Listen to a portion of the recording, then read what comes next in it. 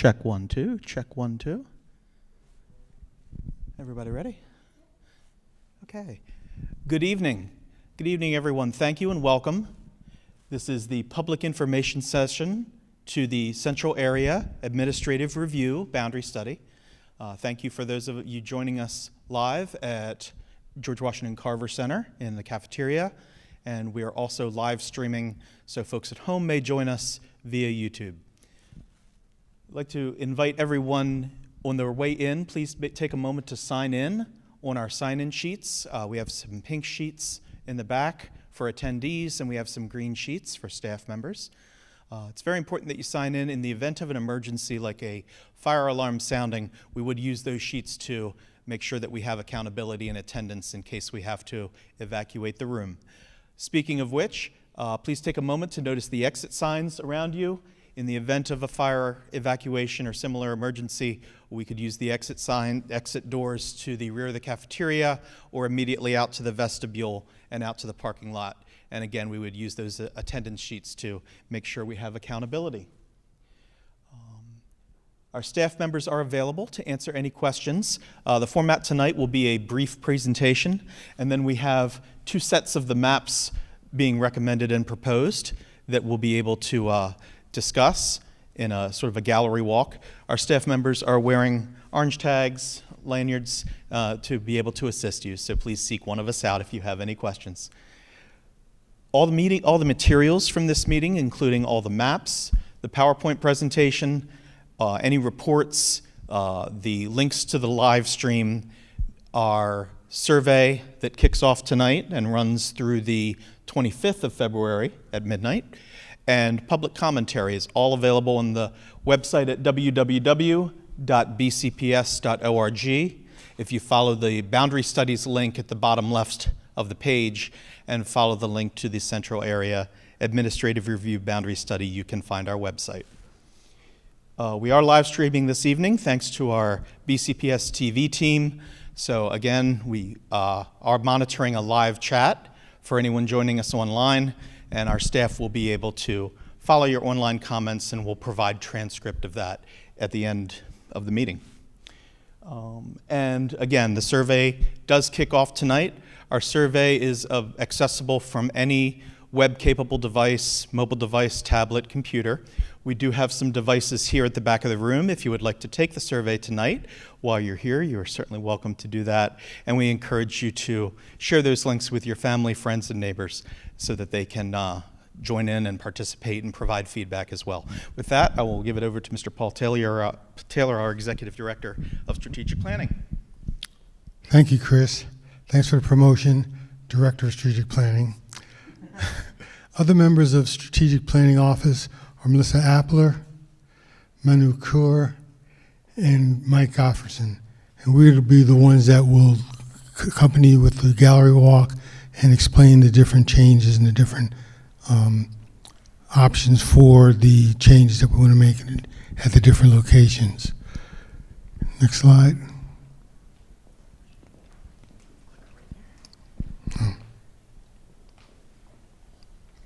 When we developed these proposed changes to the boundaries in these areas, we worked with different offices, including transportation was represented here, and others, to make sure that we did something that would make sense with all the different perspectives that the school system has. And their offices are the ones that understand what the needs are of the schools, the needs are of the students, and of various stakeholders. So I want to thank them for their participation in this process. At this point, I'm going to turn it over to Melissa Appler, who will start the presentation. Thank you. Okay, my name is Melissa Appler. I'm the manager of strategic planning.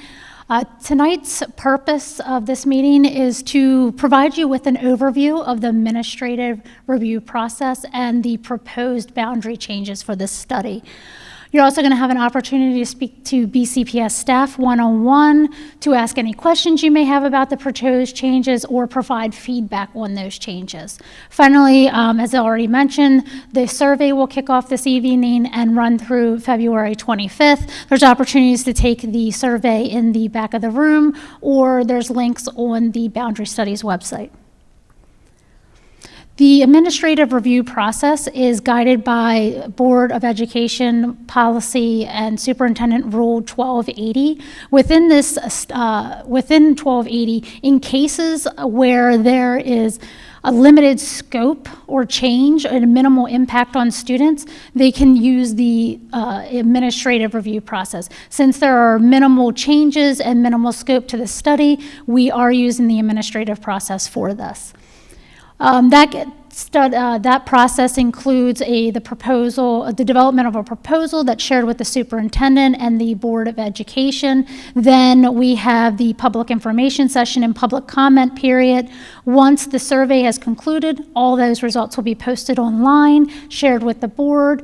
The board will then have a recommendation, or hear the recommendation of the proposed changes. They will hold a virtual hearing that you can also provide feedback on, and then they will make their decision. This slide shows you the detailed timeline of the boundary proposal. Tonight we're at the public information session. The survey will also kick off this evening. Next is you'll have the Board of Education recommendation. They will hear that recommendation on March 24th, followed by the virtual board hearing on March 25th. Information on how to get to that virtual hearing or provide comments is available on the Board of Education's website. The final decision is anticipated for April 21st. So there are four locations within the central area that affect 11 schools for the proposed changes. If adopted, those changes would go into effect for the fall of 2026. All of these changes really relate to transportation efficiencies or to avoid confusion with certain boundaries. And you'll see that once I go through each of the areas. All of the changes have minimal to no impact on students. So that, again, is why we're using this administrative process. So the first area that we're looking at is Falls Road. This area affects the boundaries for 5th District, Hereford Middle School, and Hereford High School. The purpose of this boundary study is really to align the Carroll County and Baltimore County administrative boundary. Previously, there was a large parcel that spanned across the Carroll County-Baltimore County line. Since then, that parcel has been subdivided, and certain parcels are entirely within Carroll County, which makes them no longer eligible to attend Baltimore County schools. So this boundary proposal is really to align those two boundaries to fix that administrative boundary between Carroll County and Baltimore County. This is a zoom in of that area. So the map on your right is the current boundaries. The one on your left is the proposed boundaries. If you can, just a quick overview of how to read the maps. The red boundary line is your elementary school boundary line. The lime green is your middle school, and the blue boundary is the high school boundary. So you can kind of see where they change. In this one, we're simply moving the line over to follow that administrative Carroll County, Baltimore County line. This chart shows the current utilization of those schools affected by this area. We like to show you this as a frame of reference. There's really minimal impact on the enrollment or utilization of these schools, but we always like to share this so you have that context. The second area is Blenheim Road. This area is between the Carroll Manor and Jacksonville Elementary School boundaries. The purpose of this boundary study is really to fix an egress issue.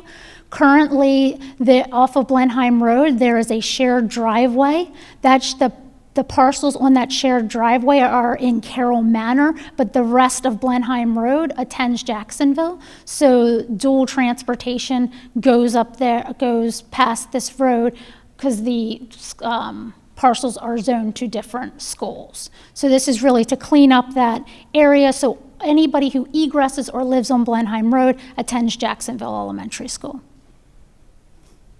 Here are those two areas. You can see, I don't know if you can see the dotted line. Once we go into, the maps are available online, or when we break out, there's a dotted line here that shows the area impacted and that change. And really what this does is it takes that area that's on that egress and those parcels there and moves them so the whole entire attendance area is attending Jacksonville Elementary School. Again, this is the utilization and enrollment for the schools for Jacksonville and Carroll Manor. The third area is along Putty Hill Avenue. This impacts the boundaries for Oakley and Villa Cresta Elementary Schools.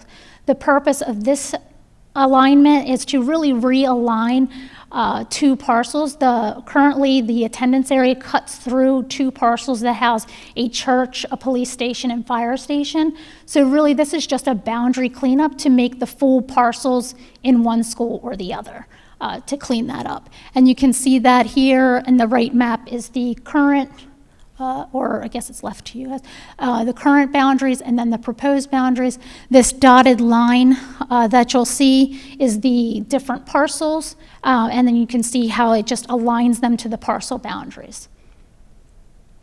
Again, this is the utilization as of September 30th, 2025 for those two schools. The fourth and final area is Loch Raven Boulevard.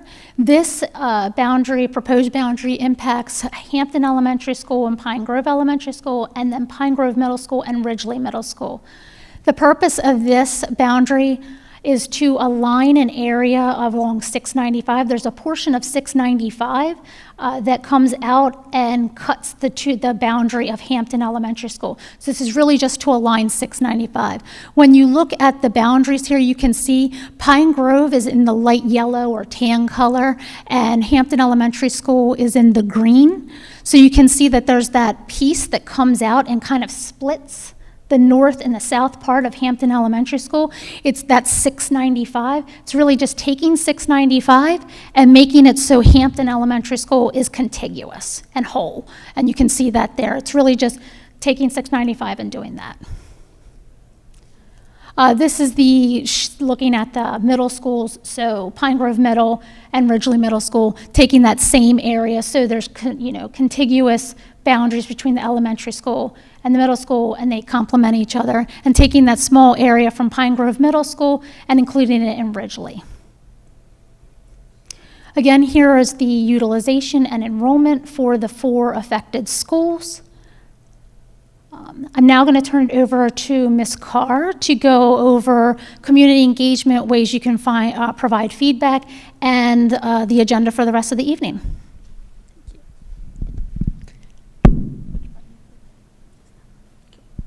Hi everyone, my name is Manu Carr. I am an analyst with strategic planning, and what I wanted to address was the importance of community engagement. So for us, community engagement allows us to hear everyone's feedback, questions, and comments, and really ensures that everyone's feedback gets included in this process. And the best way to get involved in the community engagement aspect is to be up to date with all of the information on this boundary study, which can be found on the BCPS website under the boundary studies section.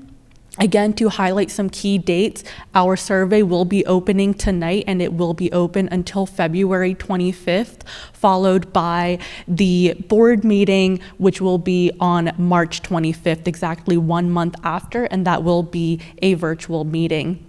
We also have the online comment form where anyone can leave comments, and for anyone watching online, they can also leave comments as well. And any of those comments will be read by one of the staff members here today and will be addressed as soon as we see it.